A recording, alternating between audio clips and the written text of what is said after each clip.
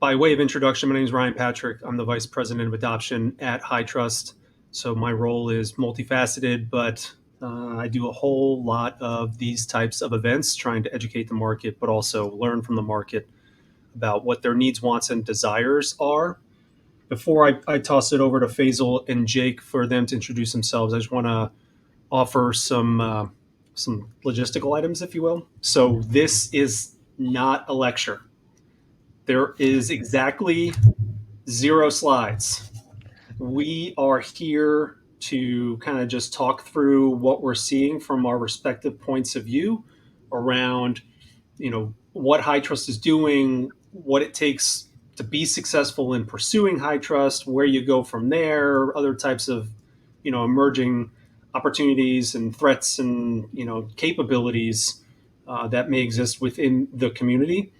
I offer that because we do have some high level, things that we want to touch on, but we really, really, really want you all to ask us questions that will help drive the conversation. And as I typically do, don't pull any punches. Like, ask the really difficult questions, even the ones that you feel like, you know, I won't answer or someone won't answer. I more than likely will answer them. So let's get everything out in the open here. But with that, Faisal, why don't you start us off in your introduction? Yeah, of course. Thanks. Everyone, great to meet you. My name is Faisal Khan, and I'm a GRC solution specialist at Vanta. For those that don't know what Vanta is, we're a trust management platform helping with all things around how to manage your overall GRC and compliance programs. Things about different frameworks you might be trying to comply with. Maybe it's how to manage your vendors, how to streamline questionnaire automation, and things like that. And HITRUST comes up as a very popular framework in a lot of conversations, especially in the healthcare ecosphere. So I'm really excited to talk to you all about HITRUST and the value it brings and can help with in terms of growing your compliance programs overall. Jake, I'll pass it to you. Yeah, thank you, Faisal. Everyone, great to see you. Thanks for joining today. I'm Jake Nix, founder and chief growth officer at RISCPoint. We are a compliance-focused advisory firm. Been around for about 8 years. We're part of the HITRUST Assessor Program, focusing in advisory services. Have done a lot of HITRUST implementation, helped a lot of folks get to that certification point.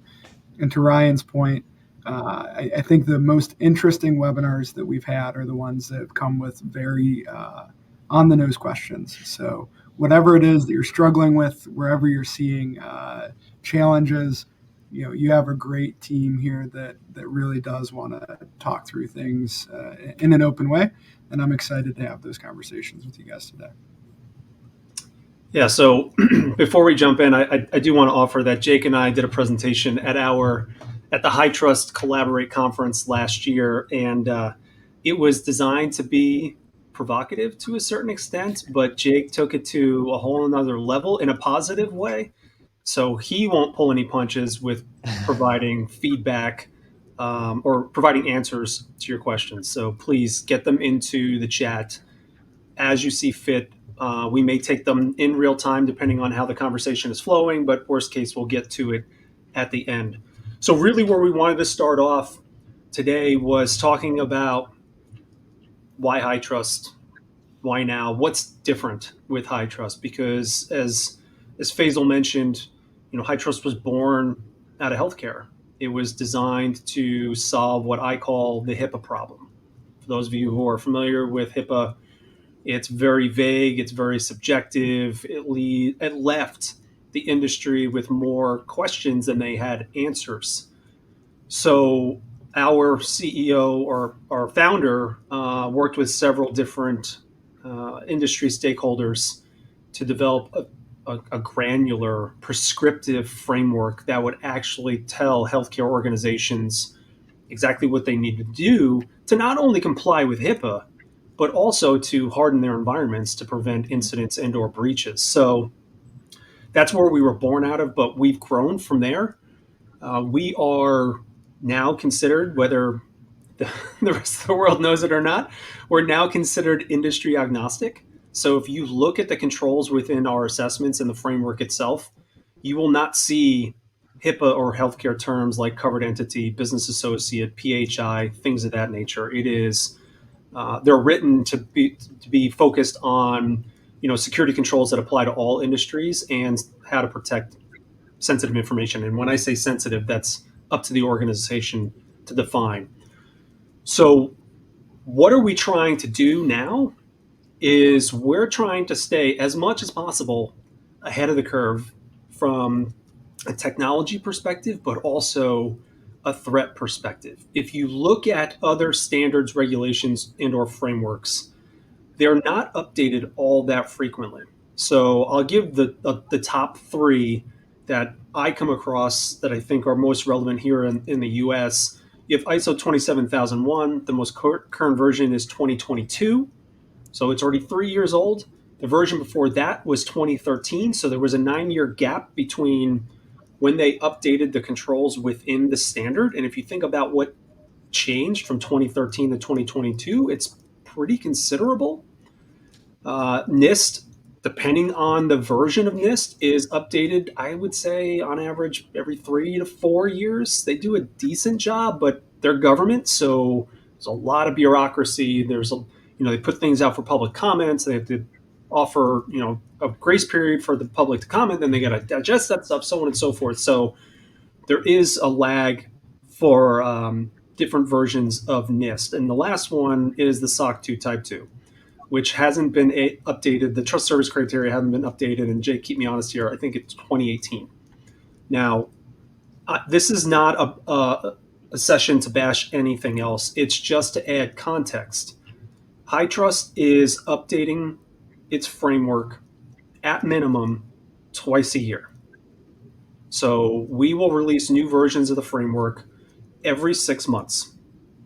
Now, those version changes are adding new, what we call regulatory factors. So new standards, regulations, or frameworks that may have come into the community that we feel that organizations should be able to add to their HITRUST assessment, or we're refreshing mappings to existing regulatory factors that already exist in the framework. Now, we didn't feel like that was enough. We actually have built what we call cyber threat adaptive program. And it's a really fancy way of saying we think threat intelligence is the key to protecting against malicious actors. So we are ingesting threat data from a leading threat source on a monthly basis, and we're running analysis of that threat data, mapping it to the MITRE attack framework, and making a determination on whether the controls within our assessments actually are protecting against the threats that are happening today. If we see a gap, like a flat out control gap, like we just don't have a control, we will write a new control, and that will become a part of all assessments moving forward. What's commonly happened, we've been doing this about 3 years, what commonly happens is it's a tweak to an existing control. So the elements within the control need to be tweaked to better protect. So we're not deciding in a vacuum, because we think we're the smartest people in the room, what controls matter and how to make our control selection work. We're letting the malicious actors tell us exactly what they're doing to exploit organizations and then making determinations from there. So when you think about what we're trying to do, we're constantly trying to innovate. We're trying to evolve and keep pace with how technology and the threats landscape constantly evolve. So I'll pause there. I'll go to Jake. Jake, anything you would add or maybe disagree with based on that commentary?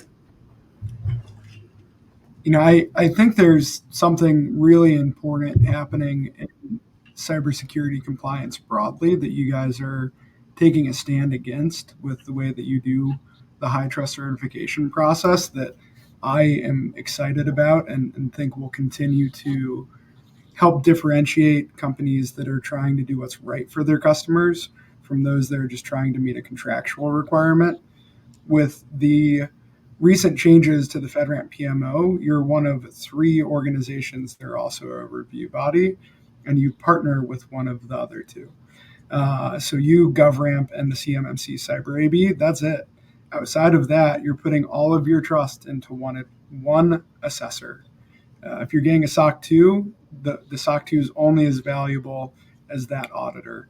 You don't want to necessarily put all of your customer trusted data into something that's been evaluated for security for $5,000, right? So there's a ton of additional comfort that I think customers get when they get a HITRUST certified environment, because it's not just the HITRUST assessor, it's also the HITRUST quality program and the fact that you're issuing that certification. So I think as we continue to get more educated in the compliance space, having that additional layer of comfort is going to be huge. And the fact that you guys are, really looking to be secure first and compliant second, that's exactly how we help folks design their programs. Yes, your trust reports are important. They unlock business. But if you design your cybersecurity program to protect your systems and your constituents, your compliance is going to become second nature. And that's one of the things that we love working with Vanta is they have that adaptability and flexibility in the way that we're able to implement the Vanta program to say, hey, we're going to be security first, and then we're going to have Vanta help you take care of that minutia and nuance. Yeah, and I'd also love to add on there too. I think when we think about the HITRUST framework as a whole and the way that it takes from different authoritative sources, the compliance factors component of adding on to assessments is so cool and very really intelligent, right? We think about all of these frameworks. It used to be just E1 and I1 were their static assessments, and then you had R2s with those compliance factors.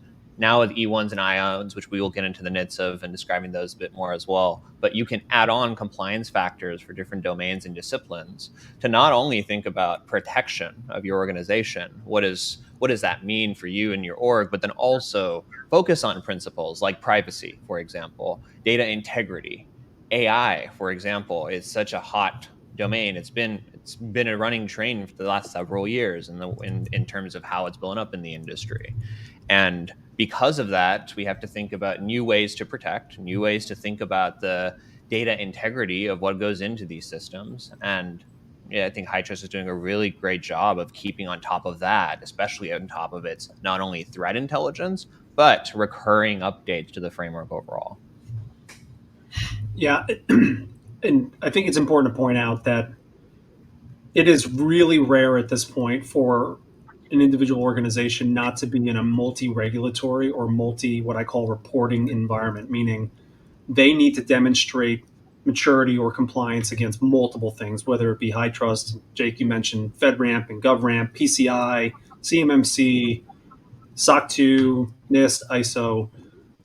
Pretty consistent now that folks need to be demonstrating both. And that's why we feel having that ability to add these factors and using a tool like Vanta to help streamline that will make life a bunch easier for organizations, less stressful, right? Because, admittedly, I still refer to HITRUST as a significant emotional event because it took a whole lot of work. It took a whole lot of effort.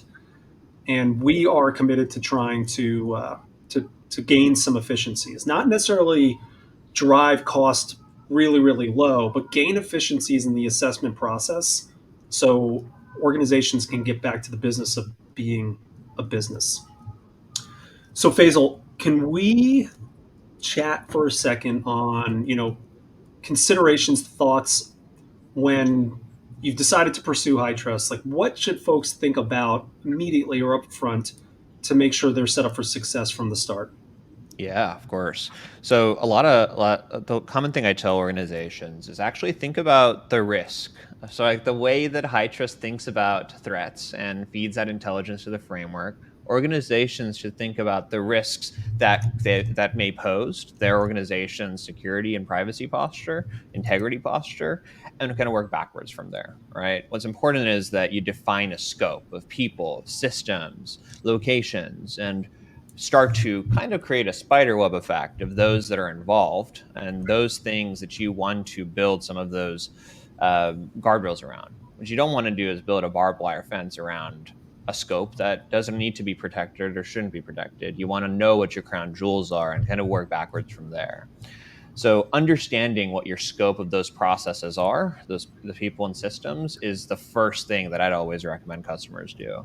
Because especially when we think about HITRUST R2 certifications, knowing your scope becomes so imperative to not only the depth of that R2 certification, but then the scope of what you should be expected to implement protection against as well, which is why nailing down scope is very key. But then also, like, a very parallel thought that I also like to bring up to customers is understanding like the markets and really the goals of your business and the types of data that you might have, which is related to this risk point. For example, you could be in the healthcare space, but maybe you're not coming across a lot of requests for HITRUST, maybe no requests for HITRUST, but you know that at some point in your journey, you're going to have to go down that road. Well, that doesn't mean you don't get started with HITRUST. That just means maybe you don't go for the highest level of complexity in terms of your assessment. Maybe you start with what's called an E1, which I like to frame as those must have, like, baseline must have security controls for your organization, and start to establish a program around those things. And then as time goes on, since HITRUST assessments are kind of circle within a circle, if you will, you can grow into those higher levels of assessment maturity as you see fit.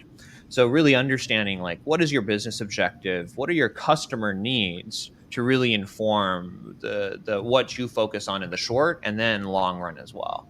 And then from there, of course, regulations is a very big part of that, right?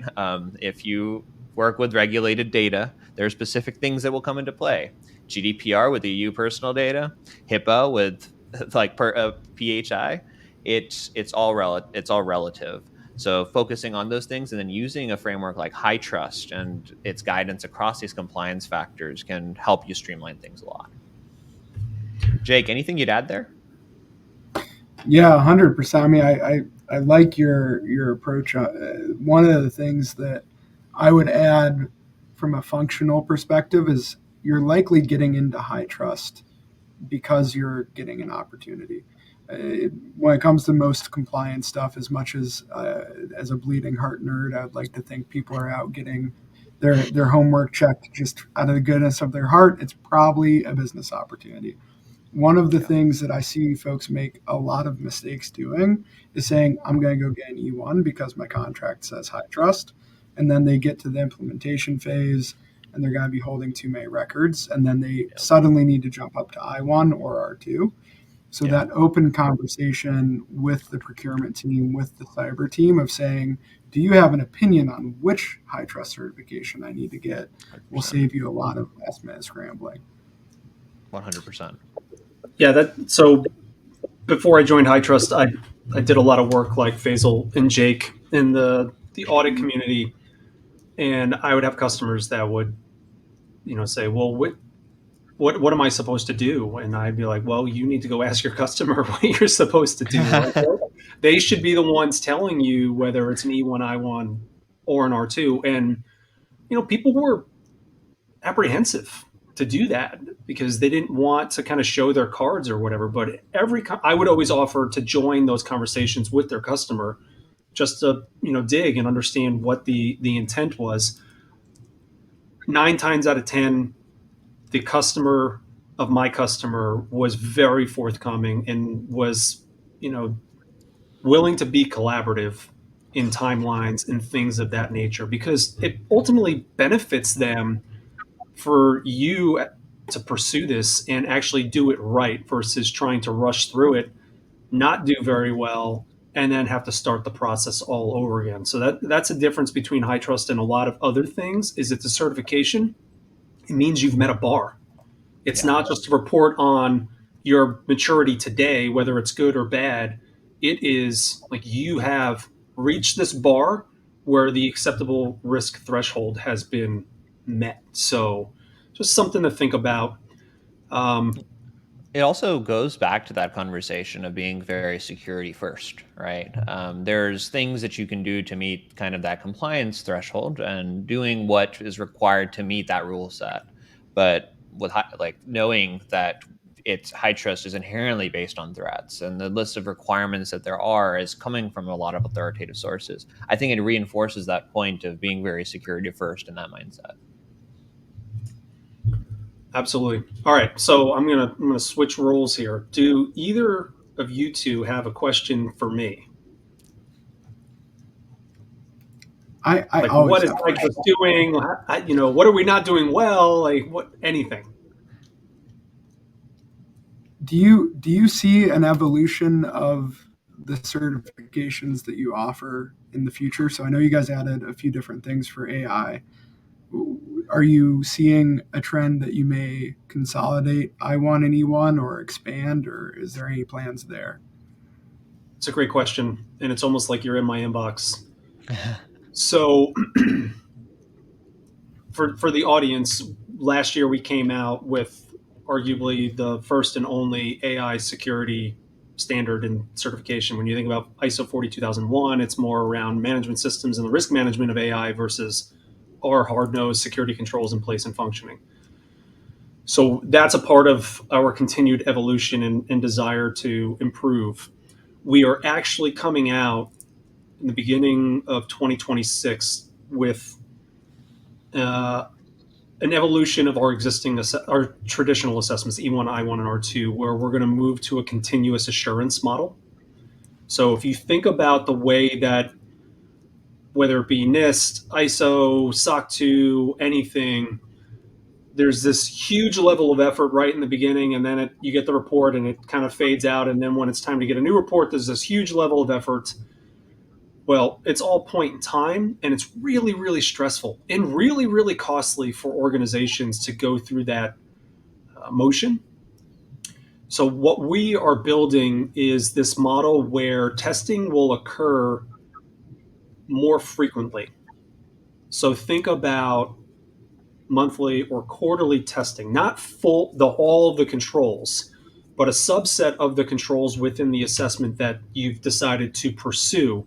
So instead of this huge spike of effort, it'll be these little kind of effort periods, if you will, where you're not completely bogging down an organization for 3 months to get through this process, but you're offering an incremental way for organizations to demonstrate that they not only have reached that bar, but they're maintaining that bar over time. And what this does is it changes the game a little bit in a couple different ways. One, there's not really going to be a HITRUST certification date anymore. There may have been an initial date, but there's no end date, right? As long as these organizations who choose to pursue the continuous assurance assessment, we're going to keep our legacy assessments available for who wants to continue to use them. But if you are in the continuous assurance model, you just have a perpetual certification as long as you continue to test and the test results meet the bar. So it gives your customers actually probably a better sense that your program is mature and functioning over time than a static report that gets issued every 12 months. That's awesome. I mean, Leading into that. continuous monitoring a lot. Sorry, Jay, go for it. No, I apologies. I got nerdy excited. So, have you guys? I'm going to ask questions that you may not be ready to answer. So, by all means, stay tuned. Have you guys determined what your validation mechanism is going to be for those continuous controls?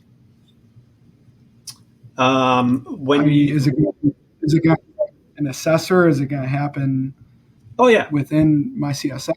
How is that going to work? it's going to work as it works today, but instead of all the testing being done in a 90-day period, the testing will be done within these windows, whatever the frequency. We're still in design phase, but we're leaning towards quarterly testing, but it'll still require an external assessor.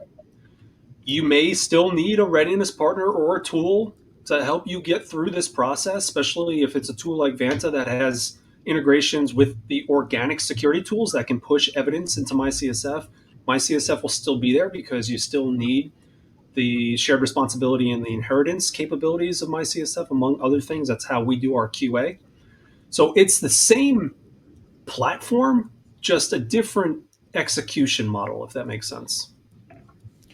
Brian, I'm actually curious as a follow-up. I know that in HITRUST assessments, there's that 90-day testing period, and how I think about that is you need to have your control operations operating for 90 days, and using that as really that form of evidence. How do you see that layering in or changing or really just integrating as part of these changes that you're talking about? So the good news is that I think it provides a little more flexibility for organizations to have changes within their environment, Okay. right? If you think about the way that we execute today, if you have what we deem a significant change, that could it could void your certification. Most cases it doesn't. Will require you to do additional testing, but you normally pick those changes up either for the R2 at the interim or at the recertification date for all three. Whereas if you have changes in this model, you likely can pick those up during the next testing cycle.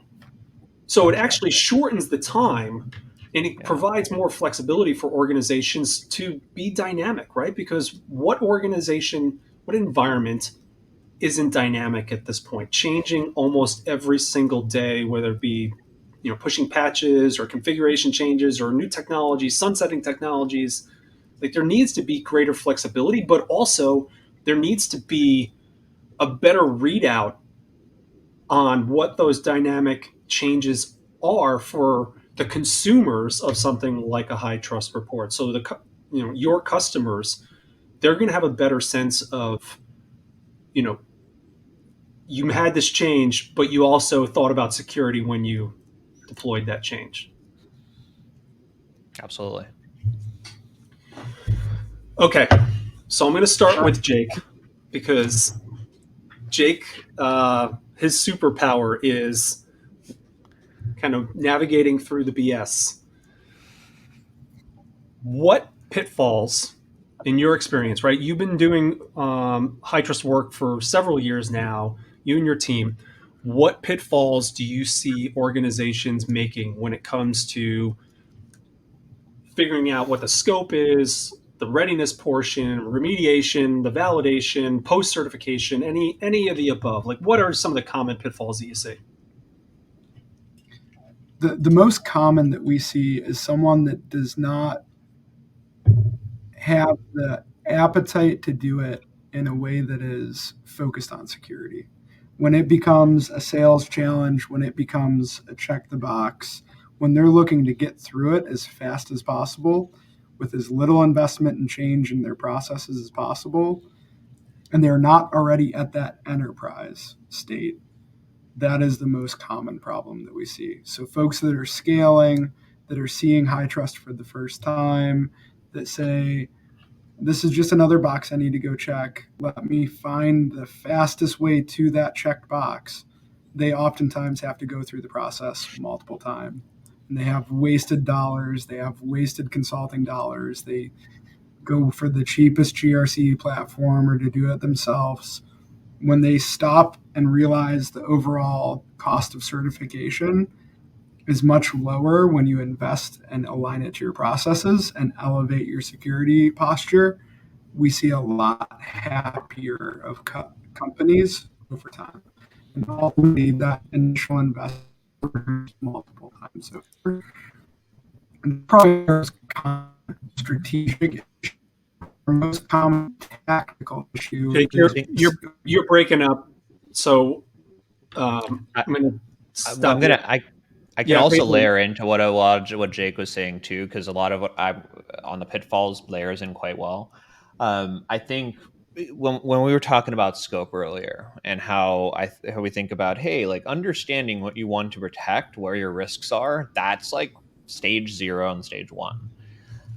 But when some organizations are viewing it as a, hey, I want to go fast, I want to go this, I just need to get this done ASAP. Oftentimes you can end up like making the scope of what you're trying to assess pretty small, and maybe we worried about, hey, like, do this really need to be in scope or not? Where I'd encourage thinking about your risks to those assets a lot more. where it becomes okay, well, what is the aside from meeting this customer need, what is the purpose of you instilling these controls from a data protection perspective to begin with? And the goal of these certifications is to help you at the end of the day to mitigate the risks of you getting breached or potentially go through any other like adverse effects in the future.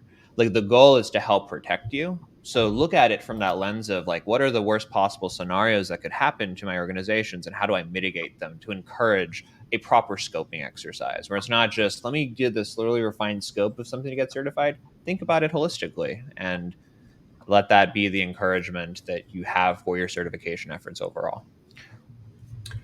Yeah, and I would offer I'm a huge proponent of scoping being the single most important step to achieving high trust certification. It is really, really, really easy to either underscope, meaning you haven't met the intent of why you're pursuing high trust, or Exactly. overscope, you've put in too much, right? So high trust is a certification over implemented systems. It's not an organizational certification. So you could have 20, 30, 50 systems that you put in scope, and then you add a ton of regulatory factors, HIPAA, GDPR, CCPA, whatever is important to you, and you've just made your assessment like 1,500 controls. Well, do you 100%. really need all of that? Like ideally you get your entire environment certified, but that may be an incremental lift to do that because high trust is a significant emotional event, because it's a bar that you have to achieve. Take a bite of the elephant one bite at a time and stop trying to eat the whole elephant at once. So scoping is really, really critical. It should be a very deliberate effort, and it should include stakeholders, both internally and externally. If you think about your customers, we already talked about them, potentially asking you to get high trust certified. They have a say, right? Because if Yeah. you go through this exercise and you did not scope in the product or service that you're selling to them, they may be like, this isn't helpful at all. We need you to go get this other thing certified. So Yeah. I think scoping is really, really, really important. The other thing that I would offer, and this is more from a remediation perspective, right? Because to Jake's point, because a lot of other assurance mechanisms are not a bar that you have to reach, but more of a report on current state, people feel like they're ready to pursue high trust, and they're not. And in my experience for doing this for over 10 years, it takes some time, and a lot of times it's a slap in the face. Like, holy moly, I didn't know high trust was going to be this granular. I didn't know I'm going to have to provide Yeah. this much evidence. I didn't know I was going to have all these controls implemented. Yeah. So remediation becomes really, really critical. Yeah. And if you're a brand new certifier and you have a ton of gaps, what I would encourage you to do is definitely work with folks like Jake and prioritize those gaps so that you're not having to fix every single thing. We're not going to get into scoping and how the certification is met in this conversation, but there is flexibility to focus on what's important and not Yeah. make it a compliance exercise where you're just trying to fix every single thing. 100%. Yeah, I want to also knit on the data component here because you brought a great point when you're describing how overscoping is a possibility. Like it's not just over, it's under. It's like striking that right balance where we kind of go back to like know what you're getting yourself into when you go and decide to go down the high trust certification route, because it's not for the faint of heart. There's levels to it, but it's meant to promote a maturity for yourself, but then also like understand what you really need from a business perspective. Going back to like, are you actually going to be getting personal health information? Are you getting cardholder data? Are you doing any of these things that make these other factors in scope? Where, to your point, Ryan, I don't want you to go add all the factors. I actually don't want you to go answer from all this, because that just makes it makes it an unreasonable burden for them to go in and implement those requirements. Be very be very prescriptive in how you think about your risks at the end of the day, and ultimately what you actually need to do. and balance that with the threats to your organization to then ultimately define what you need to do. Jake, you were going to offer something, I think. Yeah, and hopefully the internet is a little better now, so I appreciate the coverage there. You would think in New York City that it would be solid, but maybe the bandwidth is a little depleted from all the folks. I think one of the biggest advantages you have when you plan for HITRUST is the fact that there is no secret scorekeeping. If you think about it compared to some of the other review body type certifications out there, you know exactly how HITRUST is going to evaluate and score your certification and your environment. Your assessor is going to be very open with you about it. If you get a good assessor, they'll have calls with you, they'll talk through it. So you can truly prioritize based on my system and my environment. I need to get these 4 remediation items completed to be certifiable. And that's something that I think poses a very strong value proposition when it comes to actually doing the right thing for security, because compliance is broad. Even HITRUST that's supposed to be very scoped to your environment is still going to have things that break your system, that you need to play that game of saying, okay, my system's not capable of the industry best practice, so I'm going to make these other areas stronger so that I can continue to have this weakness. And at times that weakness for you may not even be that big of a security concern. And so having that visibility, I think, is key to really embracing a good certification process, because it really does allow you to do what you already have done to get to the point that customers want your product. Yeah, and I also want to layer in just third-party like inheritance at this point too, right? That's another proponent in the HITRUST sphere that comes up quite a bit. It's how do you think about inheritance from other vendors, where it's not just about the products and services systems that you deploy, but it's also the systems that you use for yourself and your the shared responsibilities at the end of the day that you might have with those vendors. And being able to layer those into how you approach compliance in your organizations becomes very key. Where if you are using a pass model, maybe there is less for you to do on the actual infrastructure layer, but maybe there's a lot more for you to do at the surface in terms of the configuration of not only who has access to what, but the settings that you can control at the front end layer when you're deploying some of these things afresh. Yeah, that's a great point. And just for my one really off the wall, completely obnoxious thing, I had a customer last week come to me and say, we've not done anything in AWS to do any security. And they've been running this application for 7 years. They're like, AWS takes care of it. So like, we don't understand why people are asking us for security reports. We're in AWS. It's fine. Oh, no. And they were not using AWS services. They were standing up servers in AWS with customers that make very large vehicles. It was concerning. I had one of those moments where I was like, I'm on punked, right? Like, this is not, you don't do this. This is not true. But yeah. So I didn't share this. I didn't share this in my intro, but I have a military background. So I was in the Army for a little while and got sent to Iraq and got shot at, got blown up. The Army at one point made me a paratrooper and threw me out of planes. Like, I was a part of a homeland response team that was planning for a 10 kiloton nuclear detonation in downtown Manhattan and how we would respond. Like, just the craziest stuff in the world. And I tell people all the time that wasn't as scary as cybersecurity.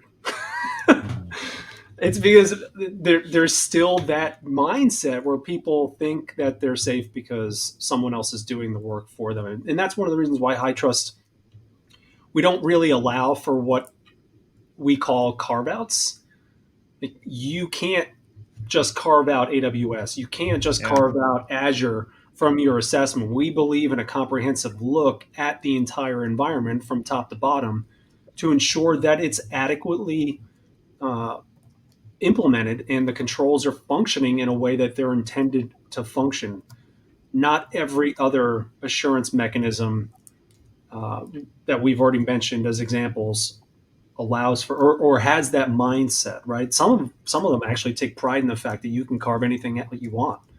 It's ultimately flexible. Make this whatever you want it to be. Well, that doesn't really help you from a security incident or breach perspective if you're willing to just ignore these things that are happening over here. It's a shared responsibility, all right? Like vendors and how you use them, it ultimately depends on how you're using them, but then also it's not going to be 100% on them. There are going to be aspects that you need to go protect and go validate. That's the reason we have third-party management processes today.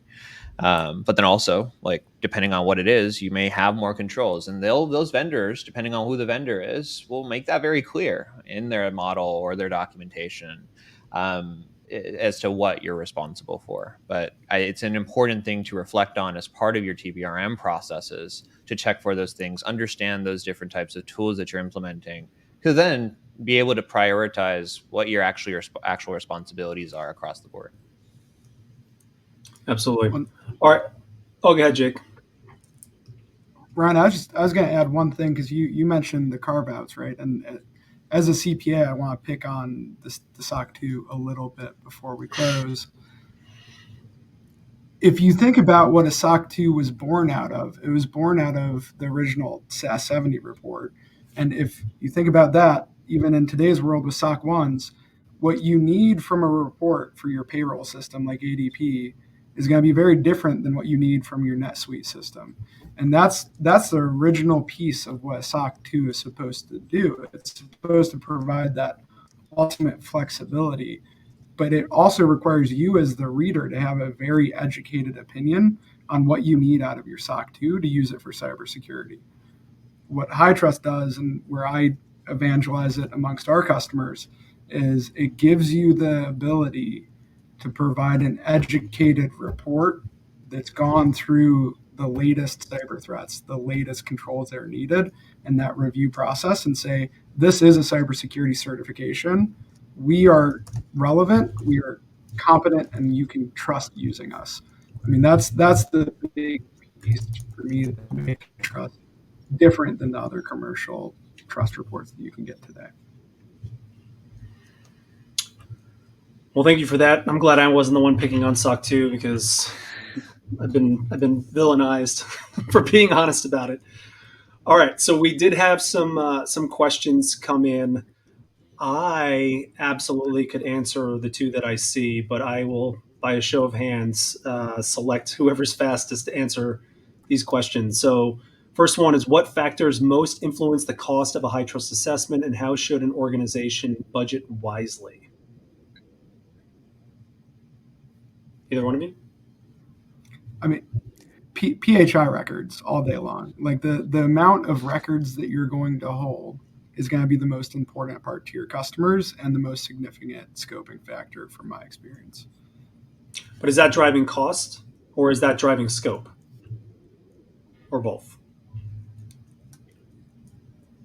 From a cost perspective, I think it has a lot more to do with the way that you're engineering your solution.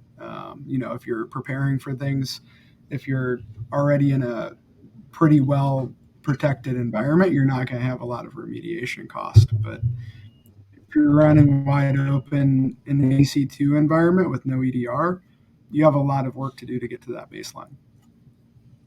And then I think the other thing I'd call out is type of assessment. So an E1 versus an I1 versus an R2, they're all different types of assessments, and each of those are going to have a different cost factor associated with them.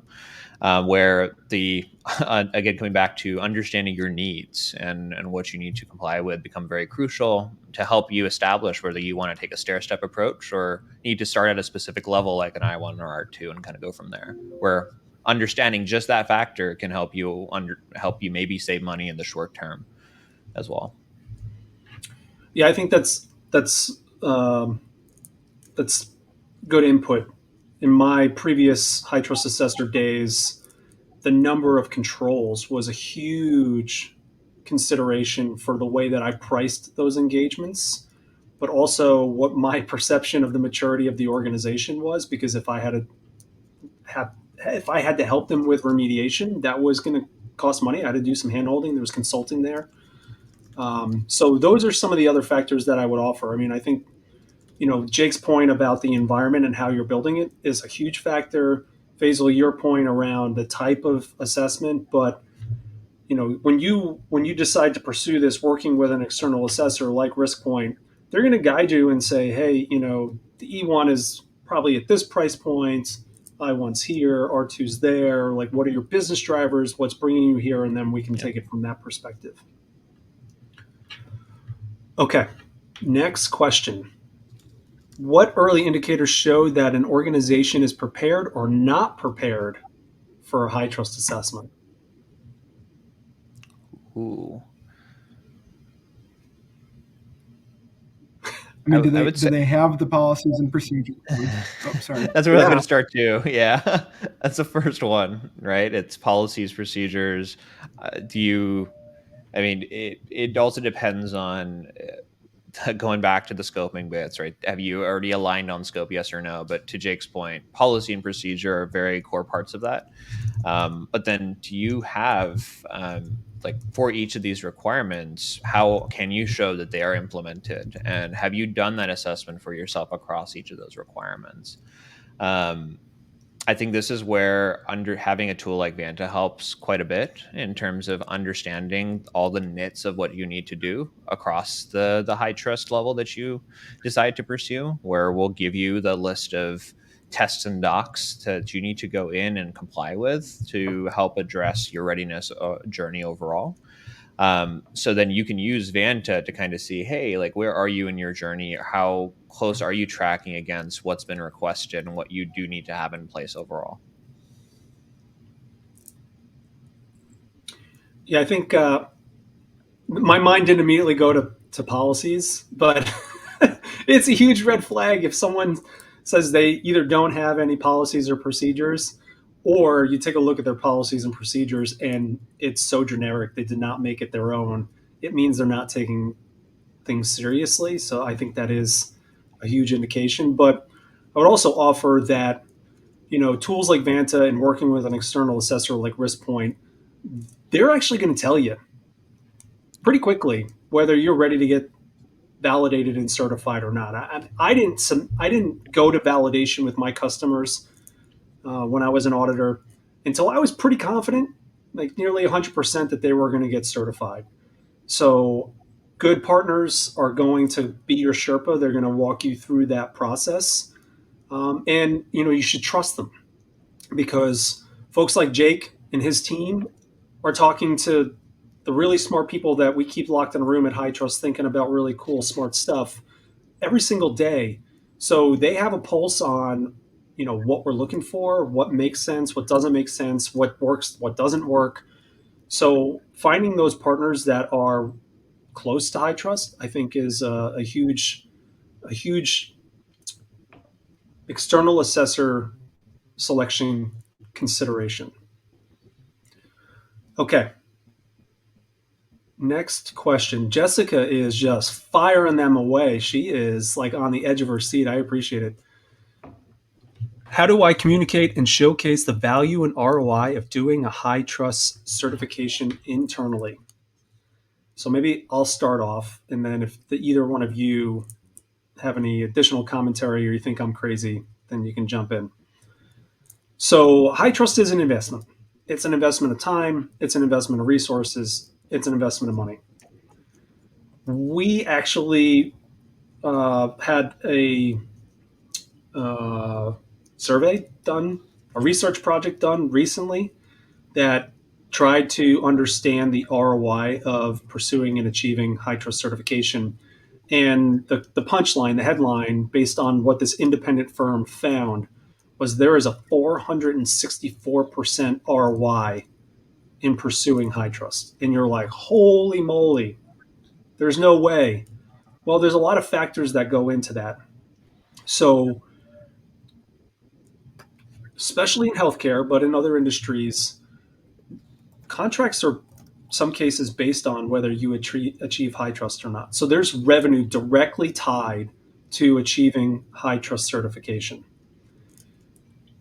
I don't think we mentioned it in this session, but we actually released a our annual trust report earlier this year, and we found that only 0.59% of HITRUST certified environments suffered a breach in the last 24 months or in 2024. And when you compare that to other mechanisms, it's dramatically lower. And then when you compare it to, the global breach rate, which varies depending on the statistic source, it's dramatically lower. So you're talking about less than 1% of HITRUST certified environments have suffered a breach in 2024. There's risk mitigation value in pursuing HITRUST. And indirectly through that risk mitigation, you can avoid fines, you can avoid having to pay for incident response, whatever the circumstances may be. And then another factor is there's actually a cyber insurance product available to HITRUST certified organizations. Whereas if you achieve a HITRUST R2, this product will offer you a 25% credit on your premiums, assuming all things are equal. So your cyber insurance premiums can either go down or your coverage limits can go up. So there's value in that as well. And we took this report and we actually put a calculator out on our website. And Maddie, if you can stick the link in the chat, I'd appreciate it. For you to go in and add your own information in there, and it will tell you what the estimated ROI based on your investment would be. So it's a nifty little tool to help educate internal stakeholders based on what this independent research project uncovered. So I'll pause there. Faisal or Jake, anything to add based on where you're sitting? Plus one. I especially the last bit on the cyber insurance bit. It's a bit of positive reinforcement to help prioritize cybersecurity and really think about R2s as a whole for your organization, which are all really risk-based certifications. I think the one piece I'd add, just for simplicity, that's worked very well when I've worked with orgs that are considering it: revenue protected, revenue unlocked. You're gonna win the battle most times with that. Yeah, and I guess another plus one on every. I think one other thing to add, and it goes back to a comment you made early on, Jake, is HITRUST is actively trying to work with other standards bodies, other regulators, other framework bodies to develop. I use the term reciprocity loosely, but recognition, maybe acceptance is a better use or a better term, where you can actually use the output of a HITRUST certification as the input to things such as GovRamp, potentially FedRamp when the 20X initiative becomes a little more mature, a little more defined. What we're trying to do is we're trying to move the onus off of individual organizations to demonstrate maturity and demonstrate compliance or demonstrate security, and put the onus on the standards bodies to do that hard work, right? If we find ourselves in a world where you can use HITRUST to achieve GovRamp, FedRamp, CMMC, PCI, I use that very loosely because that's a weird animal, whatever else, SOC 2, then it saves a lot of time, it saves a lot of stress, it saves a lot of money. And I feel strongly that it's up to the standards bodies, the framework bodies, to do that hard work. So there's value in that because we've already developed a program with GovRamp where you can take your HITRUST certification and use that as the input to getting GovRamp authorized. It's a pilot going on right now. If you want to learn more, email me. I'm sure my email is going to get sent out after this. Find me on LinkedIn. I'm talking about this stuff all the time. So yeah, I think that's a lot of the ROI stuff. Let's see if any other questions came in. I don't think so. So we may end a little bit early, but I guess I will offer the opportunity, Faisal, starting with you, to offer any closing thoughts, closing comments. Yeah, of course. Coming back to just how we think about protecting your organization, I'd encourage, again, that risk-based approach. Really understand your organizational processes can really help infer how you approach certifications like HITRUST. And HITRUST is an amazing framework when we think about just how that whole risk-based approach comes into play for a framework to adopt for yourself. Because as you've already called out, you guys stay on top of these updates, not only on a recurring basis in a year, but also how we think about the threat intelligence feed that do it. So definitely suggest the organizations check HITRUST out and explore how it can help benefit their organizations. Awesome. Jake, any closing thoughts or comments?